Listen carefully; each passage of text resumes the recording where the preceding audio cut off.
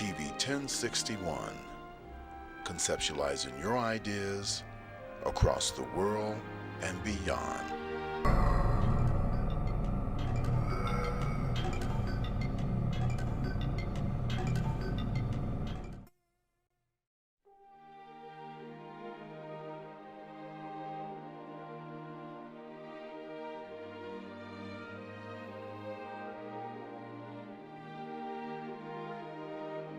TV 1061, conceptualizing your ideas across the world and beyond.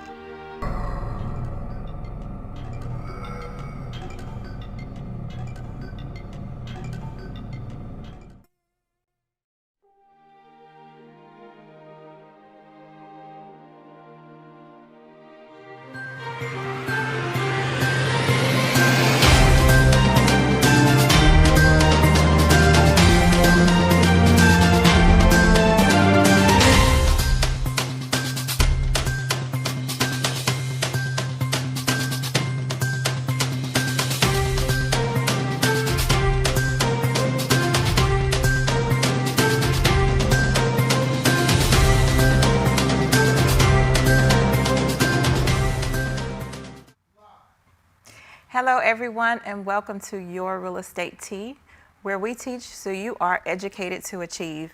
I'm Andrea Farley, real estate broker with Maximum One Realtor Partners, and I want to welcome you to the show today. So we're going to continue to talk about tips to navigate in this hyper-aggressive seller's market. If that is you or someone that you know, you owe it to yourself to tune into this show today. So guys, be sure to check us out. We do stream on Roku TV, Facebook, and YouTube. So be sure to like and subscribe as well. So guys, let's just jump right into it. For those of you who are maybe considering home ownership, you're dreaming of that, and you are only thinking that, you may only want to rent. Guys, renting, you actually can pay more for a mortgage than to rent. More for a rental, than for a mortgage. So I heard someone say, why pay rent? It makes no sense. It makes no sense. When you pay more to rent than owning your own home, you must see the value in that. So let's talk about the market. Let's jump into some of the trends. Well, I'm sure we're all noticing right now, not too many sellers are selling, but we also have a lot of buyers in this market. And so because of that very trend, simple economics, demand is high, inventory is low, it is driving up the pricing, it is driving up the cost for a lot of different things. So right now, buyers are getting very creative. And buyers, let me just say this to you. In your creativity, be sure not to violate laws. Yes, I said laws. We have license law. We have unfair trade practices, okay? A trend that we are seeing is where buyers are inducing others to break contracts, to substitute their contract. And so guys, do not do that. This could definitely result in damages. And this could also, be expensive for you if this is something that you are doing. So right now in the United States, we are seeing a 2.7 million home shortage in the market. That is historically low. This is a low that we have not seen. And again, as I've expressed to you before, we have less homes on the market this year than we did last year. And right now we're seeing buyers who decided not to buy last year, and now everyone is kind of jumping into the pool for this year. And with that said, on the other side, with new construction, we've seen about a 26% increase in new home sales. And that is historically high for them, for new construction as well. So right now, as far as other trends with moratorium, the CFPB has recommended the foreclosure moratorium be in place until the rest of this year. So the foreclosure market, although it does exist, it is very minimal these days. All right, so buyers, let's continue to talk about why your offers are possibly getting rejected. And you know I like statistics, so let's just jump into those numbers. So 34% of why your offers are getting rejected is because it's a low offer. Right now with this competition, there is no room for low offers, and we'll talk about solutions as well. 25.7%, you have other cash buyers. Cash buyers has definitely increased in this market. And of course, that offer seems to take priority over a loan. You have other offers with no contingencies. That's about 18%. So if you want to ask for a lot of things in your offer, you want the seller to do a number of things, or you just have a lot of stipulations in there, that offer will least likely be chosen. You have, at 10.8%, you have others that have bigger down payments. So right now, statistics are showing that 50% of the buyers in this market have 20% to put down on a home.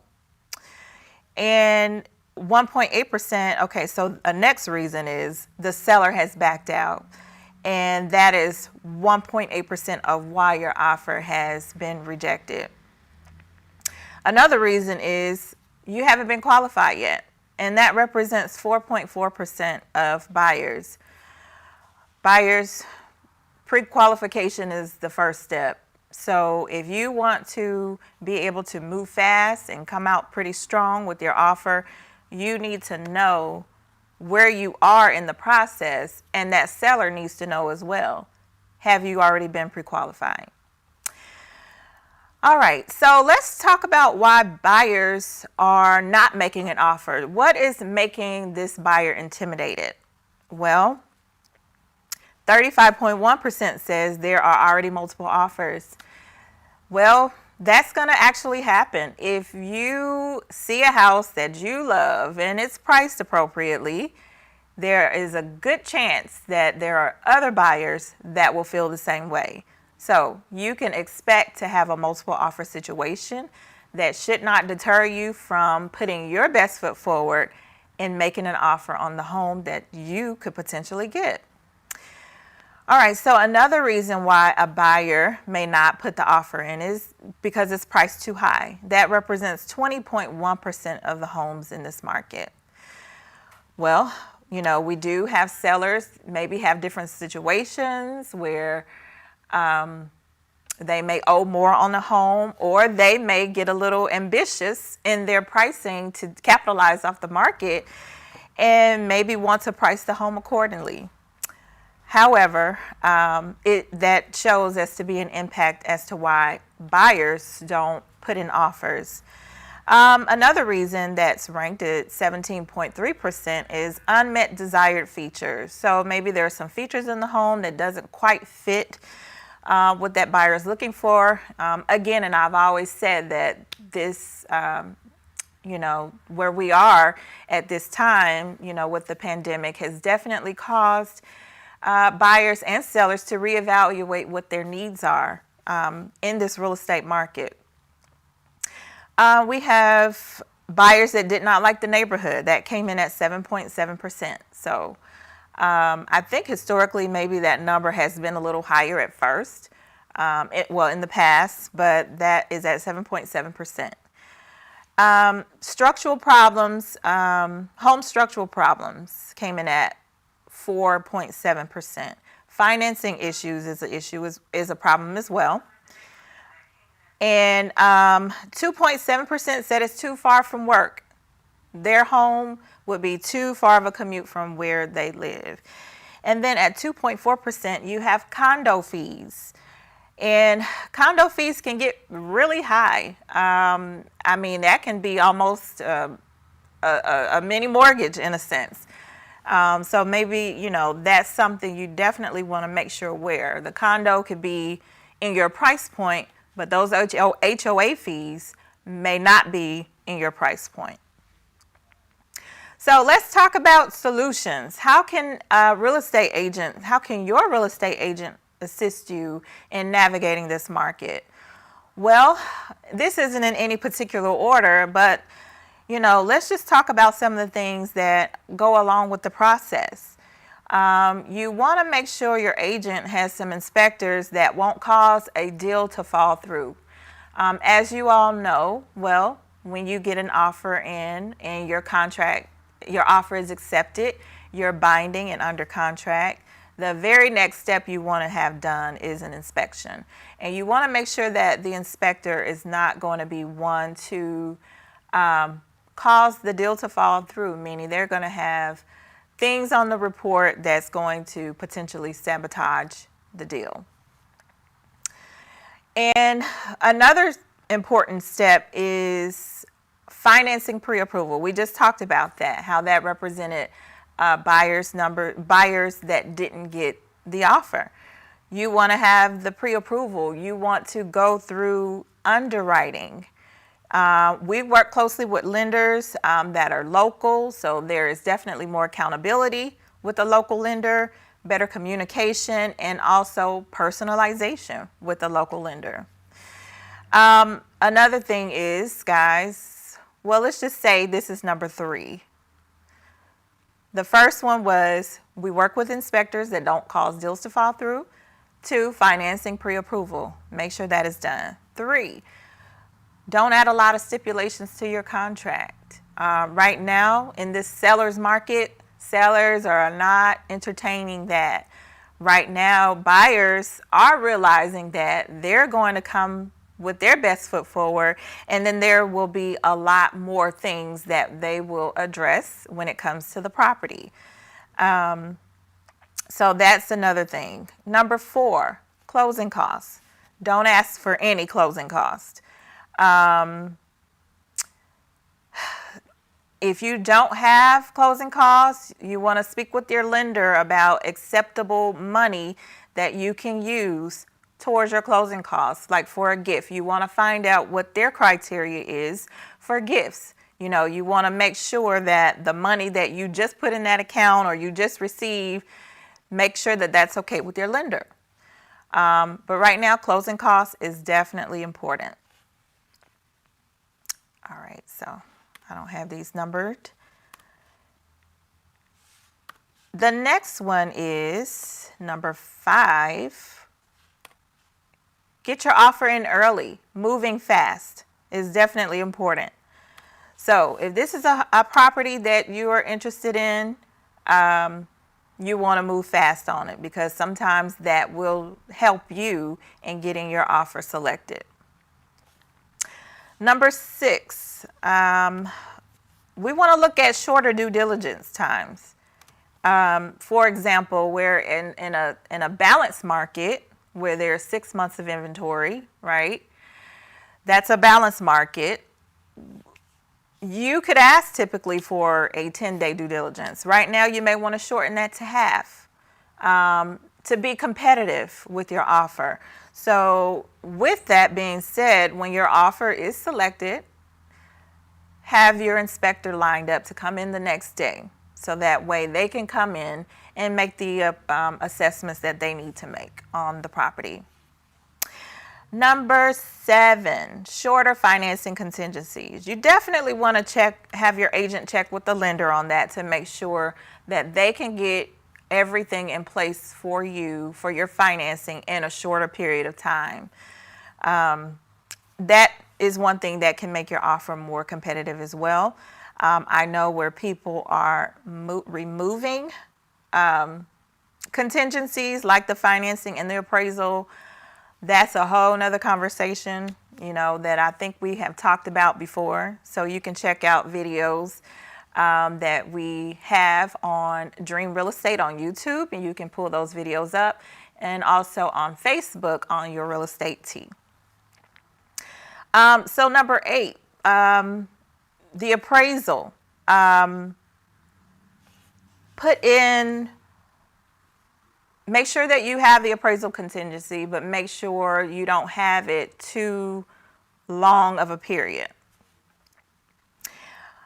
Let's say number 9, larger earnest money amounts.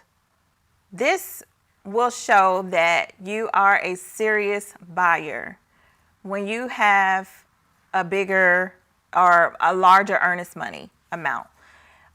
If you're putting in an offer on a home that's $250,000 and you may only put on there $1,000 for earnest money, that seller may not see you as such a serious buyer. So you definitely want to show that that you are serious by putting down a larger amount. And guys, just to let you know, earnest money, it is not something that's required, but it is a promise to perform. And so, again, that is something that you want to show that you are serious by putting a larger amount in. All right, number 10, you want to always check with that agent, or you have your agent check to determine when the highest and best deadline is. Again, we do have a lot of properties that are in highest and best, and you want to make sure that you are prepared and you haven't missed a deadline, and again, putting your best foot forward for your highest and best. Your agent can assist you with your highest and best. Now, this one I want to mention because agents are doing this, and something you want to be mindful of is the escalation clause. Now, basically, that is a clause that is put in your offer to say, you know what, this offer is $200,000. I'm going to go X, Y, and Z number amount over $200,000 or $250,000 if another bona fide offer has come in. So this kind of gives you some flexibility to have more of an advantage to maybe getting that house if you are willing to let your contract speak for what you want, to say, hey, I want to cap it at this amount. I don't want to go over this number in order to get this house. But that is something, again, you want to speak with your agent about, because if it's not done correctly, you could be in a position that is not advantageous for you. So just be mindful and be careful with an escalation clause. They do exist, they do work, but make sure that you have appropriately put that in your offer. So number 12, backup offers. Be prepared to put in a backup offer, guys. You know, there are often times where after an inspection, a buyer asks for a bunch of different things, and a seller may decide to not go with that offer anymore. So you as a backup definitely have a chance to get your offer accepted. All right, so guys, we're going to take a brief intermission. Stay tuned, and we will be right back. Hi, my name is Dynasty, and welcome to TV 1061. Join our network and broadcast your event live across the continent. Come to our studio and film and stream your talk show, sitcom, showcase, and broadcast it worldwide. Combine multimedia with your live stream. Independent filmmakers, show your movie and afterwards interview your cast live. Sponsors, advertisers, I'm talking to you. This is your chance for global exposure. These are very exciting times we live in. Traditional TV is all but a thing of the past. TV 1061 is now on the Roku platform with a viewership of 46 million and counting. Roku is an industry leader in internet TV. It is the most popular and fastest growing internet TV platform. If you are interested in developing and streaming your own show or movie, or coming in as a sponsor or an advertiser, please send your contact information with a short description of your interest to 1061tv@gmail.com. Thank you. Hi.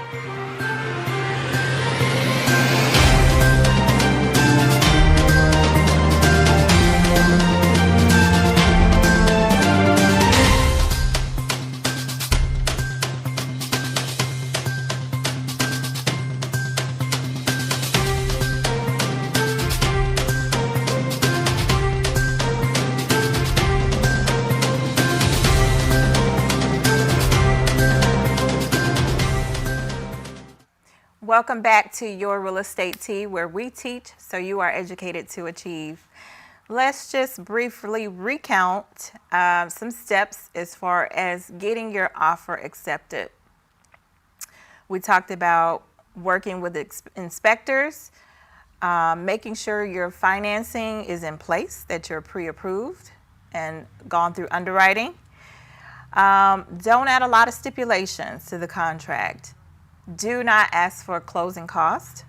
Again, that is a buyer's cost anyway. The seller can contribute to that cost. That is not their cost, and it never has been. 5, get your offer in early. 6, do shorter due diligence period. 7, shorter financing contingency. 8, short appraisal contingency. 9, a larger earnest money deposit amount. 10, always ask for the deadline for highest and best if they are in highest and best.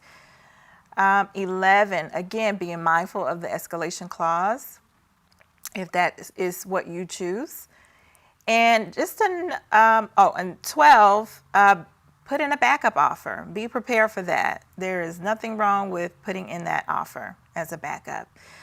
And also another thing you may want to consider is listings that have been on the market for a while. Maybe they need a little bit of work, maybe a lot of work. That could be something that you may want to look into, and maybe just put some of the work into that house. And maybe that will allow you to have a better chance at obtaining that home that you are interested in.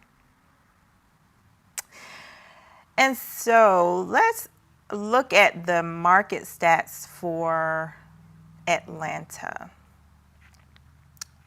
since we are talking about trends.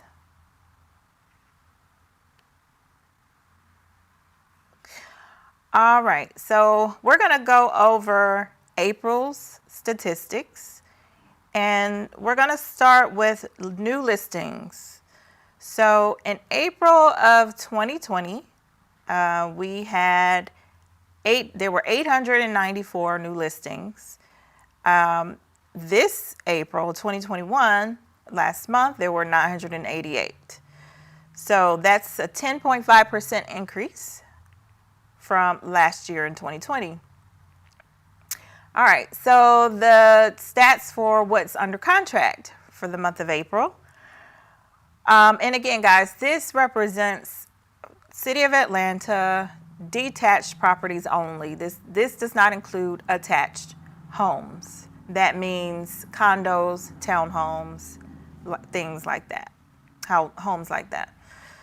So for the homes under contract for the month of April of 2020, we had 497. And for this year, 2021, there was 786. So guys, this was definitely a 58.1% increase. So that is definitely significant, even just looking at the past months, how it's progressing each month. In January, it was 9% increase, February 16.6, March 45.0, in April 58.1. So we are definitely increasing on homes under contract. So closed sales, April 2020, we had 515. In April of 2021, we had 670. So that's 30.1% increase. Let's see, the average sales price.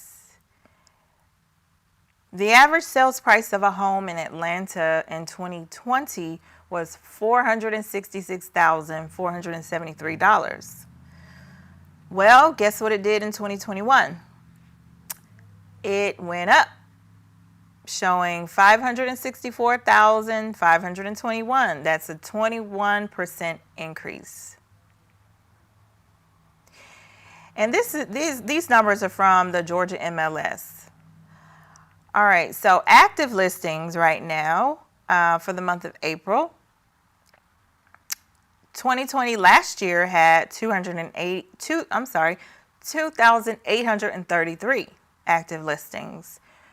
Currently, we have 1,827 active listings reflecting for the month of April. So that's a decline of 35.5%. And that pretty much shows to be the trend. Even from earlier this month, from January, it's been in that a decline, negative 35%. So that's been pretty consistent. All right, so average days on market. In 2020, we had 60 as the average days on market. Well, April of 2021, it's showing 32. So that's a decrease of 46.7%. So homes are being sold pretty fast. Now, foreclosure, I know a lot of people ask about foreclosures. You know, they want to buy a foreclosure property. Well, we talked about, you know, the CFPB extending that moratorium until the end of the year. However, there are loans that are not backed by Fannie Mae and Freddie Mac that potentially could go into foreclosure. And so for the month of April, it actually has 2 for 2020 and 0 for 2021 for the month of April in the city of Atlanta. So, you know, that doesn't represent other metro Atlanta counties. However, in the city of Atlanta, not too many foreclosures going on, which is rightfully so. And so, guys, we definitely are open to your questions, any concerns and comments. Please leave us a comment below if you're on YouTube or even on Facebook. If you have any questions about anything, you can email us at afarleyrealtor@gmail.com. Call 404-965-5041 if you have any questions about this market or anything about real estate in general. And so I do want to just say that today's episode is sponsored by TAP Real Estate School.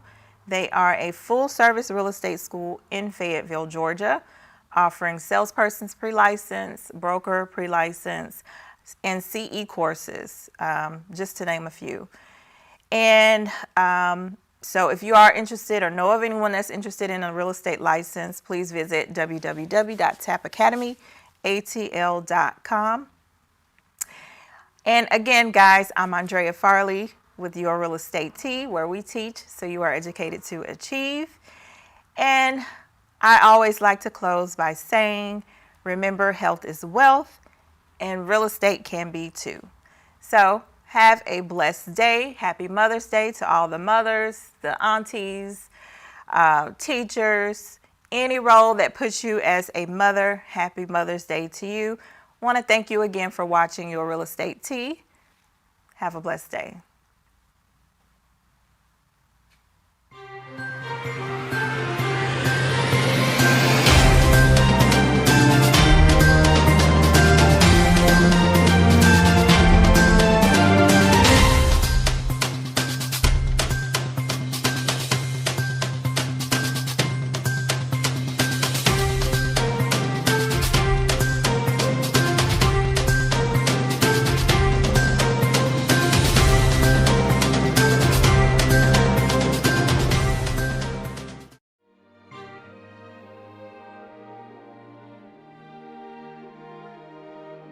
TV 1061, conceptualizing your ideas across the world and beyond.